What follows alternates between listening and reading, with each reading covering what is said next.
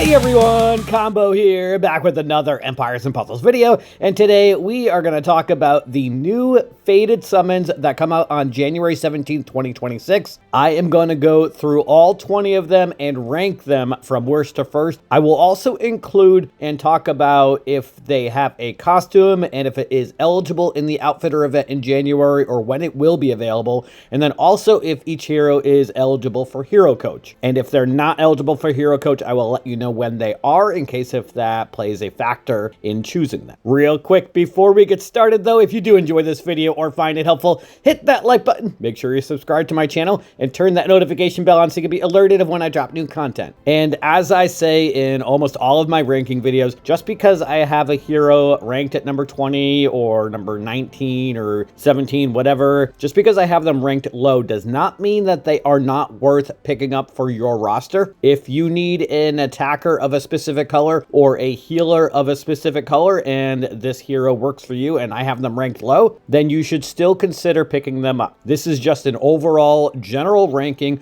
of who I believe to be the most useful and least useful heroes available in the January Fated Summon. And this list is a pretty interesting one if you ask me, because there are a few very good heroes, honestly. 3 specific ones. I think that the top 3 are really kind of a level above the rest of the heroes. I think that there's some very poor heroes, and then there's a lot of mediocre heroes in this Fated Summon list. All right, let's jump right into number 20, and I've got Willow from the Magic family. She is Druid class, has the Ailment Immunity Ether Power, which is a very useful Ether Power. She does not have a costume available in the game at all, and she is available for Hero Coach. The next Hero Coach event should be in March if Small Giant continues to follow the same schedule or rotation of Hero Coach and then Outfitter event and then Soul Exchange. And as all Magic heroes do, she's got 2 charges. The first charge comes in at about 5 to 6 tiles depending on what type of troop you've got on her. The first charge deals 175% damage to all enemies, and she dispels status effect buffs that affect defense from all enemies, and then all enemies are immune to new status effect buffs that affect defense for 3 turns. If she was just a straight up dispeller of all buffs, then she definitely would have been ranked much higher on this list, but the dispelling of defensive buffs is just a little too niche in my opinion, and 175% damage to all enemies is not a lot at this point right now, especially considering her attack stat is so low. And then for her second charge, which comes in at about 11 or 12 tiles depending on your troop, all allies bypass defensive buffs with their attacks for 5 turns. Defensive buffs include counterattacks, and all allies reduce all received damage by minus 45% for 5 turns. All allies counterattack with 115% of the damage received for 5 turns. So the second charge isn't terrible, but that's pretty much like slow mana speed. For the Magic heroes to be useful, in my opinion, they really need to have a good first charge, the one that comes in at 5 tiles. And there are definitely some heroes that are useful for that. Willow is just not one of them, in my opinion. The Magic family does have some decent passives in the family bonus. So depending if you have 1, 2, or 3 unique family members, they will have a 50, 75, or 100% chance to cast +5 mana generation stack on a random ally when this hero casts their special skill. Maximum stack is 10. And then she's got the health recovery on special. When this character casts their special skill, they have a 50% chance to recover 15% health for all allies. If the special skill is fully charged, the chance is 100%. And then stack on special. When this character casts their special skill, all enemies get minus 5% mana generation stack. If the special skill is fully charged, all enemies get 2 stacks. An enemy can have up to 10 stacks. So definitely some useful passives and family bonus, like I said. And moving on to number 19, I've got Russula from the Underwild family. He does have a costume and it is available in Outfitter, so you can grab that from the Outfitter event next time it comes around if you wanted to. He is also available to be coached in Hero Coach. For his special, he is very fast mana speed, deals 330% damage to the target. The target goes into hiding for 2 turns. While hidden, the caster can't receive new status effects or stacks, and all received damage is reduced by minus 30%. When the caster comes out of hiding, it deals 277 27 damage to all enemies that use special skills while it was hiding. So he's a hero that pretty much protects himself, but he doesn't do a lot of damage to begin with anyway. He is very fast mana speed, so that's kind of good. If you've got his costume, his stats aren't bad, as you can see here, but chances are you have a better option for the Outfitter event. For the family bonus for the Underwild heroes, they have that ability to spawn the Underwild gem on the board. Depending if you have 1, 2, 3, 4, or 5 unique heroes, they have a 20, 24, 28, 32, or 36% chance to have those Underwild gems spawn on the board. And those Underwild gems will deal 50 damage to a random enemy each turn until it is matched. Moving on to number 18, I've got Sir Casmir. He does not have a costume, of course. He was a hero of the month in August of 2024, which means you would actually have to wait until August 1st of 2026 in order for him to be eligible for Hero Coach. And based on the current rotation, you would not be able to coach him up until September of 2026. And by then, he'll be even more outdated. He does have the Knight's Endurance Ether Power, which has the chance to reduce damage to 1. I think it's like a 20% chance. And then for his specials, he cleanses status ailments from the caster and nearby allies. For the next 5 turns, this character has a 55% chance to deal 600% damage to a random enemy after an enemy casts their special skill. The caster and nearby allies reflect status ailments and negative stacks for 5 turns. Status effects cast by characters, minions, and fiends on the same side cannot be reflected. And then he gives an elemental link to all dark allies with a plus 5% dodge chance for 6 turns. This effect cannot be dispelled. If you're wondering about the reflecting of status ailments and if that is useful for Bernadette, the answer is no, because she dispels first, and Sir Casmir does not have the undispellable reflection of status ailments. So that can be dispelled. I feel like Sir Casmir had some potential when they made this card. I'm just not a huge fan of specials that have like a 55% chance to deal damage, and I wish it was like to everybody, similar to the Dark Feather effect, but he's also slow mana speed. So generally with specials like that, you would want to pair specials of the same speed together, and putting a bunch of slow speed heroes together, in my opinion, is probably not the best of ideas. And in order to really maximize his special, you would want to string those specials together. So either you're using slow speeds purples in a stack, or you're getting your other purple specials and holding onto them until Sir Casmir gets his special, essentially making them slow mana speed heroes, or waiting until you get their second round of specials and hoping you get that in the next 5 turns after you cast his. I don't know, I just feel like he would have been a little bit better if he were at least average mana speed, or if the special skill were slightly better, for lack of a better way of saying it. Moving on to number 17, I've got Teddy. Teddy is from the Bear family, has the ailment immunity Ether Power.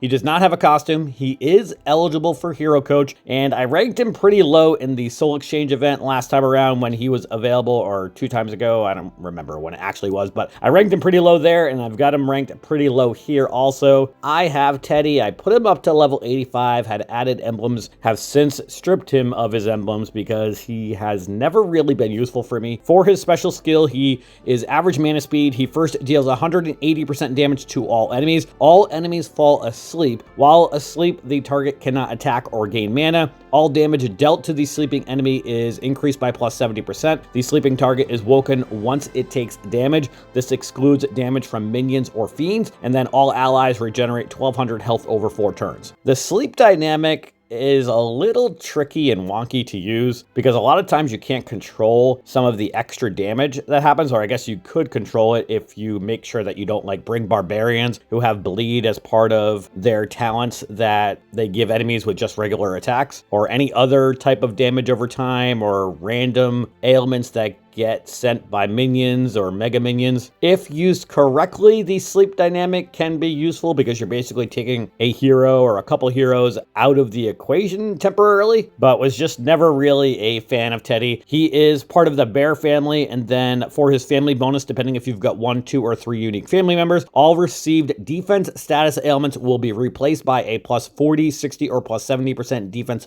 buff for 3 turns. And then he's got a passive, which is health recovery on buff received. damage. This character recovers 5% health when they receive a buff or a positive stack. Moving on to number 16, we've got Congalach from the Underwild family. He is fighter class, has the attack up ether power. He does have a costume. It won't be available in the outfitter until February 1st of 2026, which unfortunately outfitter is in January of 2026. So you actually won't be able to get the costume until April, the next time it comes around. He is available for Hero Coach. For his special skill, he is slow mana speed, deals 310% damage to 5 random enemies, and then he gives a stack where each hit gives its target minus 9% attack at a max of 10 stacks. He's going to have the same family bonus as Russula that we just talked about with the Underwild gems. And then for his passive, he's got the special skill damage reduction. Received damage from special skills is reduced by minus 20% for this character. Not a whole lot really to say about Congalach. He can be decent. He's got decent stats if you have his costume, but I don't really like the fact that he's slow mana speed, and I don't really like heroes where you cannot control where any of the damage goes. And that's pretty much why I've got him ranked so low here at number 16. Moving on to number 15, I've got Jet from the Magic family. No costume available for Jet, and Jet will be available for Hero Coach next time it comes around in March. Like all other Magic family members, Jet has the 2 mana charges, the first one coming in again at about 5 or 6 tiles depending on the troop that you've got on Jet. First mana charge deals 290% damage to the target. The target receives 588 poison damage over 3 turns. The caster absorbs 100% of the dealt poison damage as health. And then that second charge deals 300% damage to all enemies,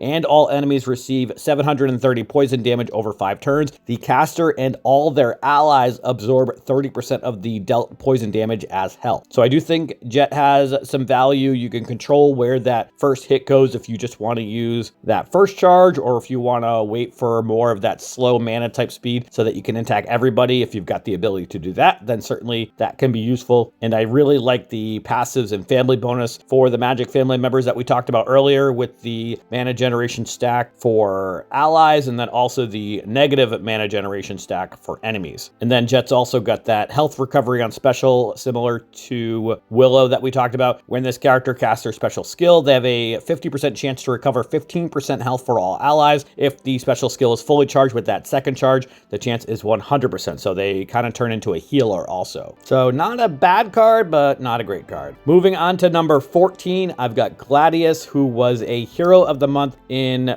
February of 2024. So he will be available for Hero Coach February 1st of 2026, or when the event comes back next in March. He is Ranger class, has the attack up ether power. For his special, he is fast mana speed. This special skill never misses its targets, deals 550% damage to the target. The target becomes marked for 3 turns. Whenever a marked target dodges, they gain a stack, max of 10. Each stack increases all damage the target receives by plus 5%. So I know the whole dodging thing can be a little niche, but there are quite a few heroes in the game that have dodge as part of a family bonus or a passive. All of the moths pretty much have that small chance to do that. I think the ninja family has a chance for that, and there's a couple other families I feel like that have that ability as well. But it is indeed a little niche for the whole getting a stack if they happen to dodge a special skill. Or I guess it doesn't even have to be a special skill. They can dodge a regular attack also. Certain families can do that as well. I didn't mention it for Sir Casmir, I don't think, but the 2024 family bonus, depending if you have 1, 2, or 3 unique family members, they get plus 10, plus 15, or plus 20% healing. He also has a couple very good passives. The first is resist special skill blocking. This character has innate resistance against status ailments that block special skills, so he can be very useful against Ceres or Song Jiang or any heroes that have silence as part of their special. He cannot be silenced. And then his other is mana on enemy defensive buffs. This character gains 10% mana when an enemy receives a defensive buff. Moving on to number 13, I've got Wolfgang. He does have a costume. It will be available in the Outfitter event until June 16th of 2026. Based on the rotation of Outfitter, the event should come back in July, so you could get that in July if you wanted to. He is eligible for Hero Coach. He has the attack up ether power. He's fighter class. For his special, he's average mana speed, deals 250% damage to all enemies. The caster reduces all received damage by minus 50% for 4 turns. All allies regenerate 720 boosted health over 4 turns. Boosted health can exceed max HP. So Wolfgang obviously certainly is not going to be one of the first hero heroes that you grab from Fated Summon more than likely, but he could be worth getting toward the end of Fated Summon because of the fact that he's got that costume available. And if you don't have any other better options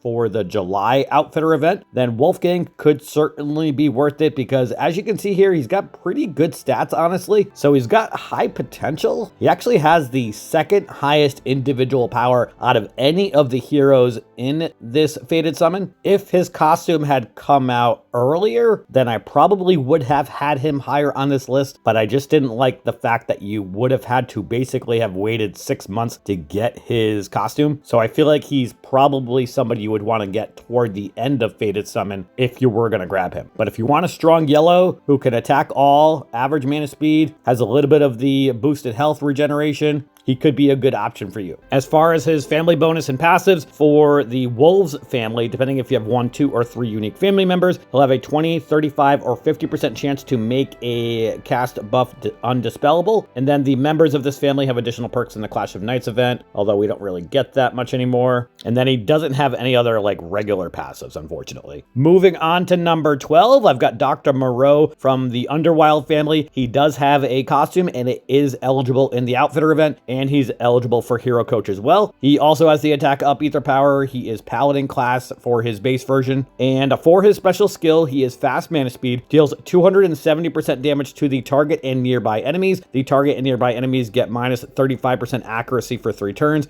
This effect duration is reset if the target is healed. Chance to miss also applies to defensive special skills, or offensive special skills rather. And then he's going to have the same family bonus and passives that we talked about for Congalach. So he'll have the chance to spawn the Underwild gems that deal 50 damage to a random enemy, and then also the damage reduction or special skill damage reduction. Received damage from special skills is reduced by minus 20% for this character. I don't love Dr. Moreau, and he probably should be a little bit lower on this list, but I do like the fact that he's fast mana speed. He can get his costume in the next Outfitter event. He's got okay stats when you factor in the costume bonus. Again, not somebody that you're going to grab right away in Fated Summon probably, but could be worth it if you need an attacking purple down the line. Moving on to number 11, I've got Neema. Neema was a hero of the month back at the end of 2023, so they are eligible for Hero Coach. They do not have a costume. She has the Ailment Immunity Ether Power. She's Druid class, and for her special, she has average mana speed, deals 280% damage to all enemies, summons a Fire Tiger Fiend for all enemies. The Fiend damages its target with 45% attack every turn. The Fiend absorbs healing, disappears after absorbing healing equal to 45% of the target's max health. And then when summoned, the Fire Tiger Fiend's target cannot cast any taunt status effects for as long as the target has the Fire Tiger Fiend. This effect cannot be cleansed. And then she also gives an elemental link where all fire allies give plus 10% additional special skill damage for 4 turns. This effect cannot be dispelled. As far as the 2023 Hero of the Month family bonus, depending if you have 1, 2, or 3 unique family members, has a plus 10%, plus 15%, or plus 20% defense. And then she's also got some pretty good passive skills. The first is Ignore Taunt. This character's special skill is not affected by taunt, so even if an enemy does have taunt, she will attack all. And then Resist Special Skill Blocking. This character has innate resistance against status ailments that block special skills. So similar to Gladius, she cannot be silenced by anybody, so that can definitely be useful. She's got pretty low stats, as you can see, with the total individual power of 1195, but I do like the fact that she attacks all, gives the fiends to all, prevents taunt, can't be silenced, so she's got some decent things about her, which is why I've got her ranked here right in the middle here at number 11. Moving on to number 10, the first one to crack the top 10 is going to be Elizabeth from the Underwild family. She does have a costume. It is available in Outfitter, and she is eligible for Hero Coach as well. She has the Fiend Resist Ether Power on her main version of her card. This is the Monk class version, so that can definitely be useful for all of the veggies that give the fiends, so she won't be able to get fiends for the first 6 turns of the battle. And then for her special skill, the Widow's Kiss, she has average mana speed, deals 175% damage to all enemies, summons a Spider Fiend for all enemies. The fiend damages the enemy with 43% attack every turn. That's a weird number. And then the Spider Fiend absorbs healing and disappears when it has absorbed health equal to 28% of the target's max health. The Spider Fiend gives minus 24% mana mana generation for its owner as long as the owner has a Spider Fiend. This effect cannot be cleansed. And then for the family bonus and passive, she can have the same family bonus with the Underwild gems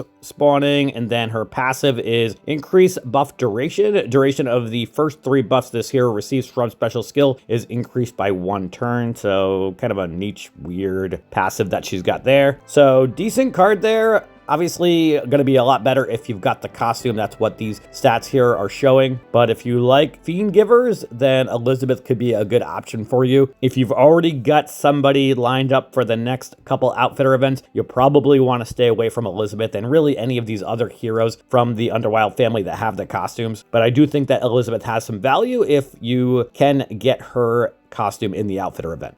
Moving on to number 9, I've got Aviana, who was a 2024 Hero of the Month. She's got the special armor, Ether Power. She's fighter class. She does not have a costume, and then she would be eligible for Hero Coach on June 1st of 2026. Based on the current rotation of Hero Coach, we should get that event back in June, actually. So definitely something worth considering there. And for her special skill, she's average mana speed, deals 330% damage to the target and nearby enemies. The target and nearby enemies are immune to new status effect buffs for 4 turns. The caster and nearby allies get plus 50% critical chance for 4 turns, and then also gives an elemental link where all holy allies get plus 5% dodge chance for 6 turns. This effect cannot be dispelled. And then for the 2024 family bonus I mentioned earlier, depending if you have 1, 2, or 3 unique family members, she'll have plus 10%, plus 15%, or plus 20% healing. For her passive skills, she has resist bleed damage, so she has innate resistance against bleed, and then mana on buff received. This character gains 5% mana when they receive a buff or a positive stack. So overall, decent card, honestly. Not great stats, but she attacks 3 at a decent percentage of 330%, blocks 3 from gaining any buffs for 4 turns, gives that plus 50% critical chance for herself and nearby allies. Not the best of the bunch for this Fated Summon group, but I would say that she's got some value. Moving on to number 8, we've got Professor Lidenbrock from the Underwild family. She is Cleric class, has the heal increase Ether Power. She does have a costume. It is available in Outfitter, and she is eligible for Hero Coach. For her special skill, she is slow mana speed.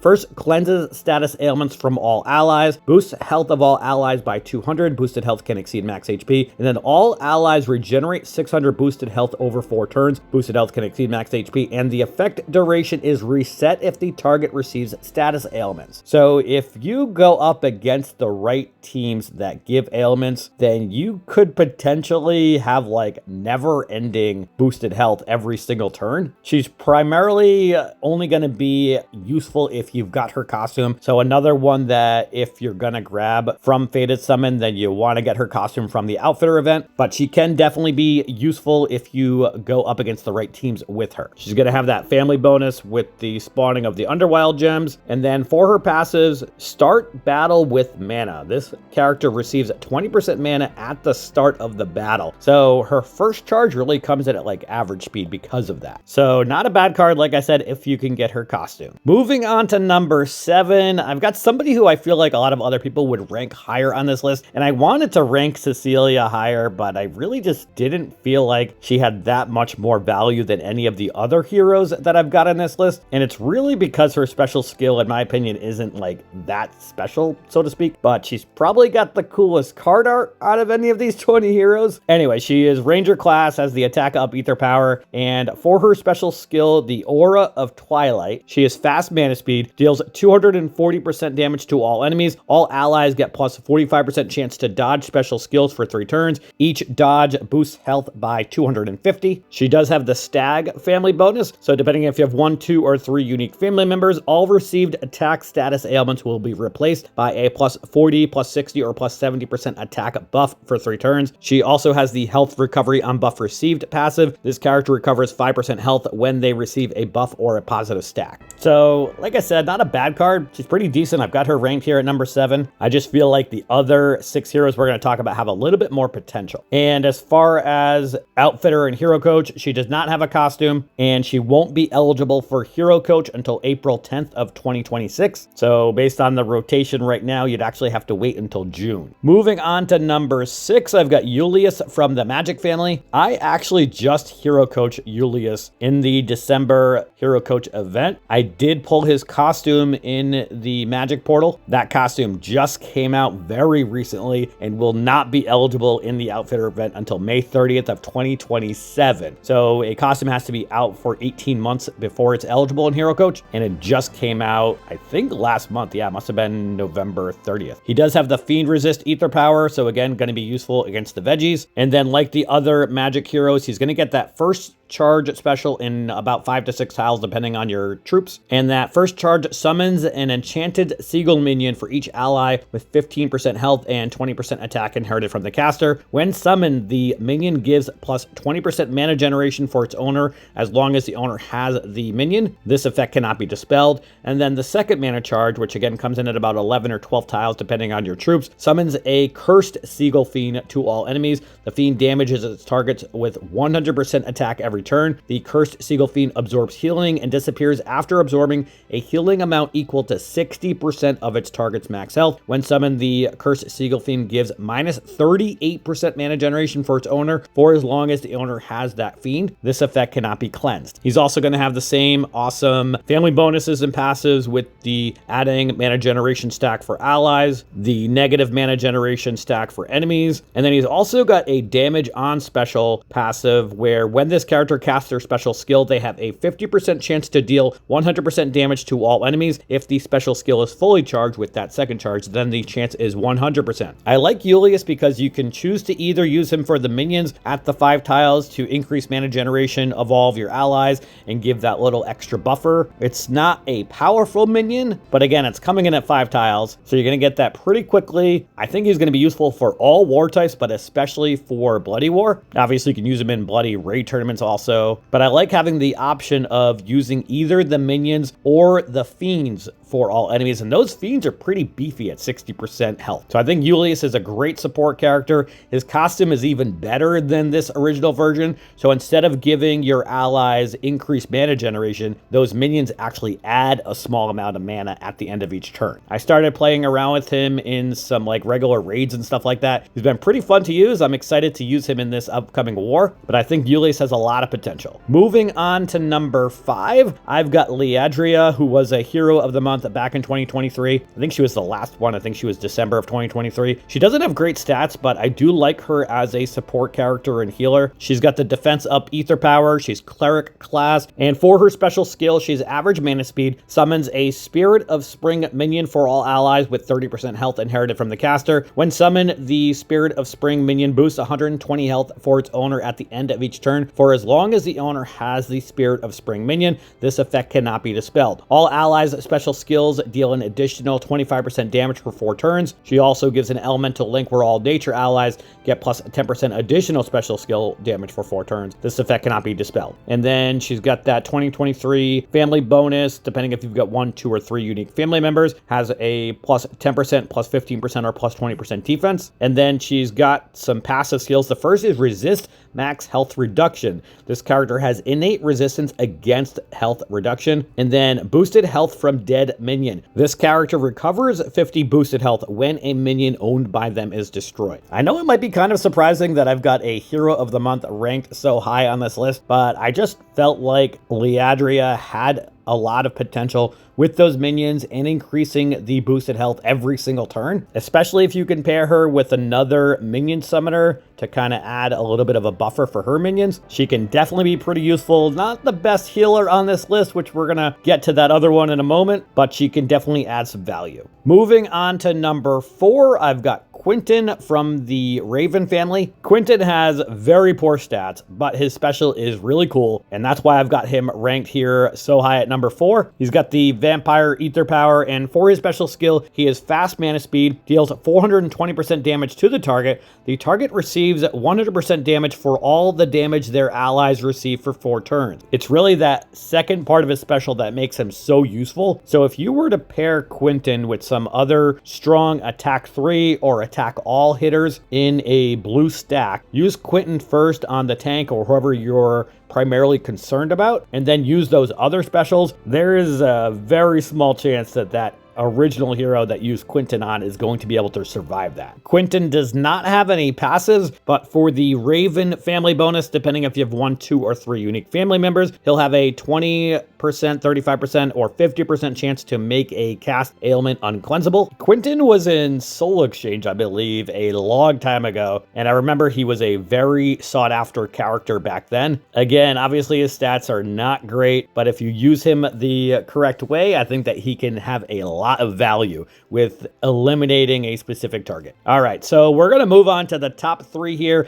and this top 3, in my opinion, really is a step above the rest of the 17 that we've talked about. This is kind of like literally the marker where we jump up another level, in my opinion. And this ranking of the 2nd and 3rd ranked heroes are really interchangeable. It really depends on what you need. But at number 3, I've got Reelius. Obviously does not have a costume. None of the owls do at this point yet. He is eligible for Hero Coach though. He is Druid class, has the regen ether power, and then for his special skill, he's average mana speed, recovers 30% health for all allies. Each fallen ally has a 40% chance to get revived with 30% health. All allies get a Moonrise ward for 4 turns that reduces incoming special skill damage by -800, reduces by additional 30% when the attacker is holy. The owls have a pretty cool family bonus where, depending if you've got 1, 2, or 3 unique family members, all received mana status ailments will be replaced by a +11%, +31%, or +39% mana generation buff for 3 turns. So they cannot gain ailments at all, or mana ailments rather, and they actually turn that into increased mana generation. And then the owls also have a very good passive as well. Reduce mana gain from special skills, reduces the amount of mana increased by special skills by -80%. This effect applies to all enemies in the battle. So that can be very useful against heroes like Hather who give the increased mana, or Zestique, Nautica, any of those heroes who give instant mana. Honestly, the fact that Small Giant put an average speed reviver in Fated Summon with okay stats at an individual power of 1309, I was pretty surprised, honestly. And I've mentioned in other videos before in the past, but these stats that are shown here are the max preview stats from the game, and the max preview stats show the stats as if you were to follow the talent path all the way to the left, which does include the attack masterclass emblems. Obviously, for a hero like Reelius, you would want to choose the defensive path, and I've actually got Reelius. I haven't used Reelius in quite some time because I've got a pretty deep roster, but if you're curious on where you can get that shield and health path to, the stats on my Reelius are 1233 attack,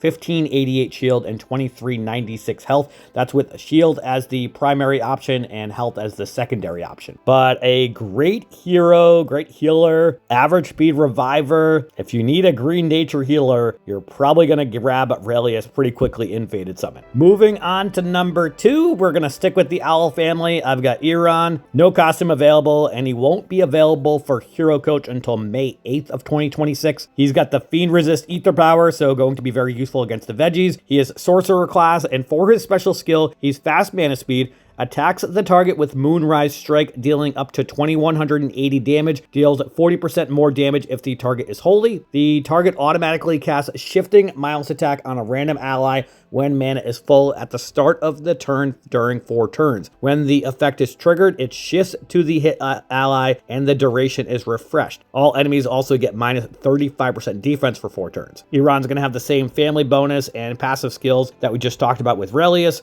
so it cannot gain any mana status ailments, and it actually gets turned into mana positive generation, and then also again reduces the mana gain from special skills by -80% for all enemies. I love the fact that he's also Sorcerer class, so that means with a legendary troop and the talent node for the Sorcerer and the +4% mana generation, you'll be able to get his special in 7 tiles. The Shifting Miles attack is really the most useful part of Iran's special. I was never able to pull Iran, but he'll probably be somebody I grab pretty quickly in this next Fated Summon.